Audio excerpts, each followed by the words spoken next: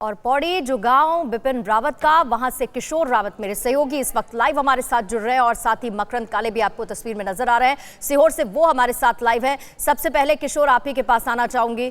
जाहिर बात है माहौल इस वक्त बेहद गमगीन होगा। पौड़ी में गांव जनरल बिपिन रावत का वो रहा, वहां के लोग, उनके मन में आज क्या चल रहा है, कैसे याद कर रहे हैं बिपिन रावत को, उनकी यादों को कैसे साझा कर रहे हैं? देखिए, अगर उनके गांव की बात करें तो उससे पहले कोटद्वार पड़ता है। कोटद्वार वहां पर भी हमने बात करी, वहां पे भी लोग जो यही बात कर रहे थे और खासकर उत्तराखंड के, न सिर्फ देश के, सोशल मीडिया पे उनके जो श्रद्धांजलि दी जा रही थी, उनके परिवार को श्रद्धांजलि दी जा रही थी। इसके साथ ही कोटद्वार की अगर मैं बात करूंगा, क्योंकि कोटद्वार में हम वहां से जब चले तो वहां के लोग भी इस बात को बेहद गमी थी कि एक ऐसा शख्स और ऐसा व्यक्तित्व जो न सिर्फ देश के लिए बल्कि अपने गाँव और खासकर यहाँ पे जो पलायन हो रहा था उसकी चिंता था।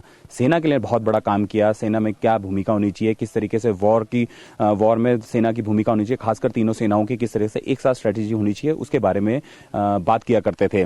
दूसरी बात, अगर हम गांव जब पहुंचे तो गांव में यहाँ पर 4 घर है और उनके जो परिवार के सदस्य हैं, उनके चाचा भरत सिंह रावत और उनकी चाची सुशीला रावत और उनके बेटे यहाँ पर मौजूद है। हालांकि जब सुबह पहुंचे थे तो फिलहाल वो जो माहौल था थोड़ा गमगीन था, बात नहीं कर रहे थे, लेकिन उसके बाद वो सामने आए, उन्होंने बात करी, उनके बारे में ज़रूर बताया कि साल 2018 में जब वो यहाँ पहुंचे थे तो किस तरीके से उन्होंने पलायन पे बात करी थी, पहाड़ के लिए क्या करना है। उन्होंने ये कहा था कि मैं अपने जो पैतृक आवास है उसके सामने एक घर बनाऊंगा और आता जाता रहूंगा।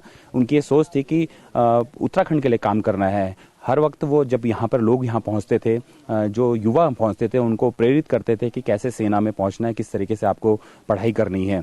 हालांकि अब जब वो नहीं है, आसपास के क्षेत्र में जैसे ही लोगों को सूचना मिल रही है तो लोग यहाँ पर पहुँच रहे हैं। हालांकि उनका जो गांव है वो सड़क से करीबन 15 से 20 मिनट का रास्ता है, नीचे है, सड़क नहीं है, पगडंडी के थ्रू ही आना पड़ता है। लेकिन वहाँ पे उनके जब चाचा से बात हुई तो वो ये ज़रूर बोल रहे थे कि इतना बड़ा व्यक्तित्व, आर्मी का जनरल रहा, बड़े सेना के पद पे रहा, उसके बाद CDS देश के पहले बने, और जो उनकी बातचीत करने का तरीका था एक बेहद सरल स्वभाव के थे, आम लोगों की तरह बात करते थे। लगता ही नहीं था कि वो इतने बड़े व्यक्तित्व के लोग हैं, उनके पास इतनी बड़ी जिम्मेदारी है, और जिस तरीके से उनका बात और ये बात और सोच हर व्यक्ति जो उनसे जुड़ा था वो कह रहा है, उनके स्वभाव को लेकर और उनके अपने देश के प्रति समर्पण को लेकर।